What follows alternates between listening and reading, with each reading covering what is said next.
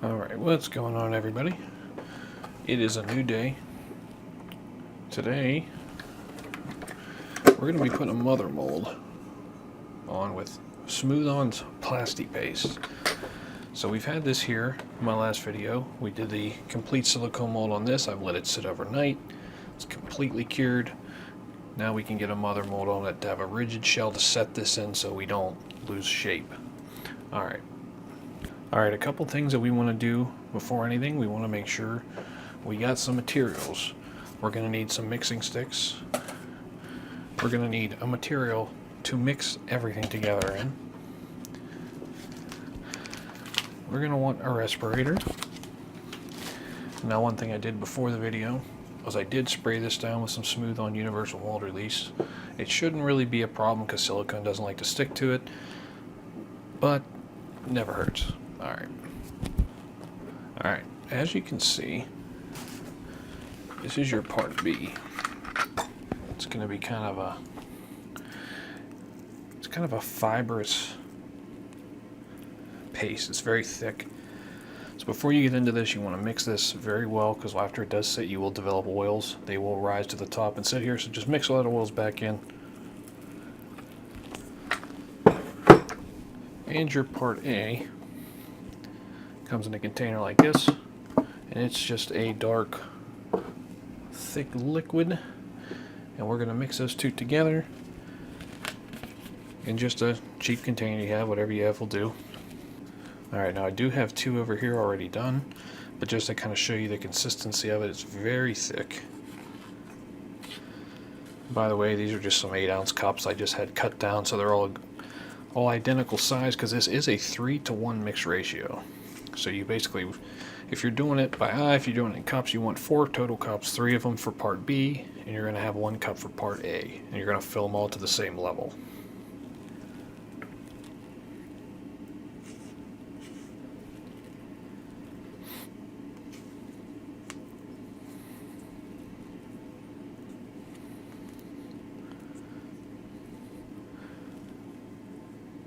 Alright, as I'm filling this up, I'm kind of depressing it down just to make sure we're filling in all these little gaps. Doesn't need to be perfect, but you want to get it down in there.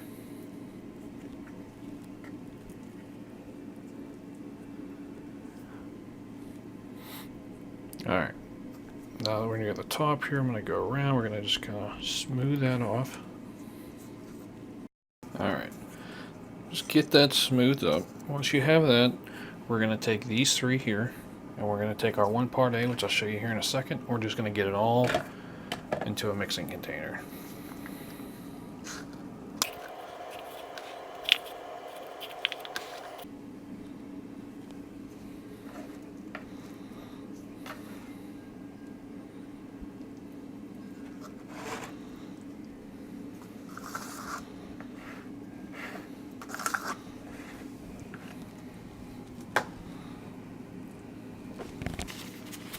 Alright, so now we're going to get into the actual mixing. Probably should have had gloves on from the beginning, but... Alright, so this is where we're going to get into it here. You're going to have kind of a bit of a mess for a while, so you're just going to work with it here. Just keep mixing it up until you get one nice solid material.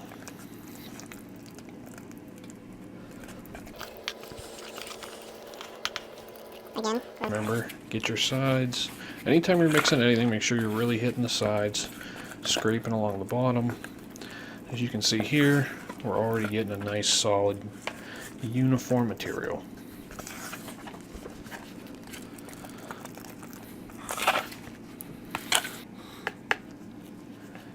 Alright, so at this point, we got a nice, good and mixed. So basically what we're going to do, we're just going to start laying it on.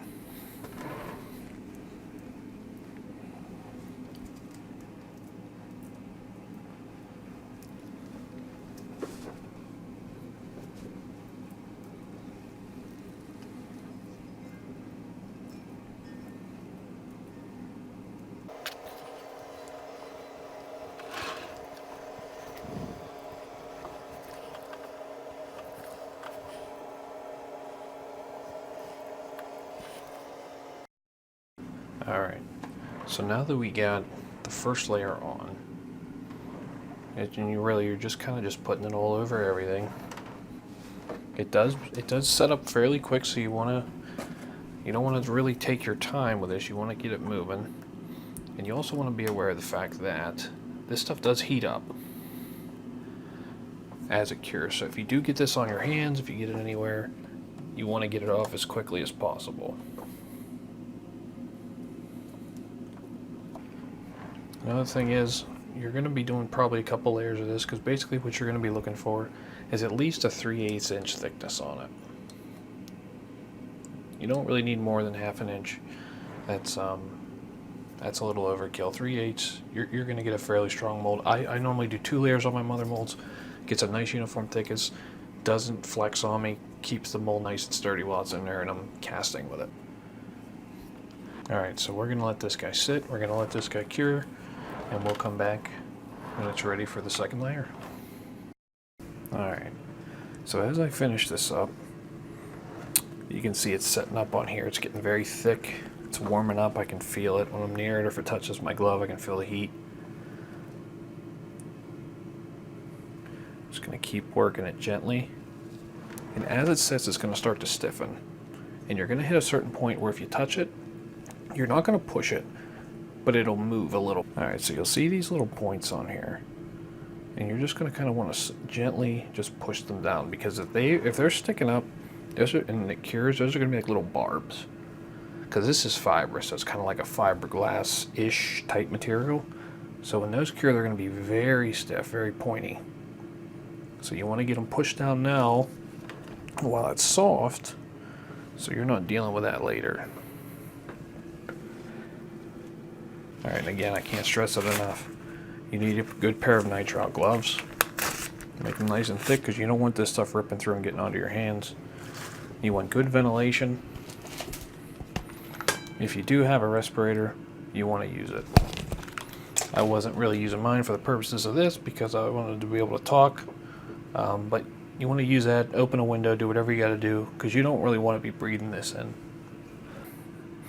Alright, so a couple other things. I mean, this Smooth On does have 2 versions of this. They have an original, and then they have a Plasti-Paste 2.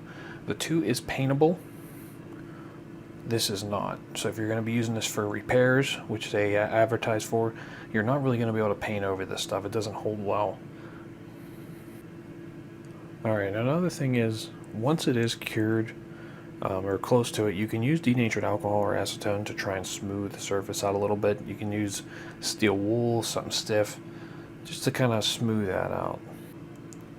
And the last thing is, you're just going to want to let it cool down, let it cure before you start trying to rip at it and pull it off your mold, because you will split it if it's not fully cured. So just give it some time, let it cool down. This stuff doesn't take that long. You're looking at probably, give it 30 minutes to an hour, and you should be able to touch it. If you want, I normally let mine sit for 1 hour to 2 hours just to let it really cure down before I start trying to work it off that mold.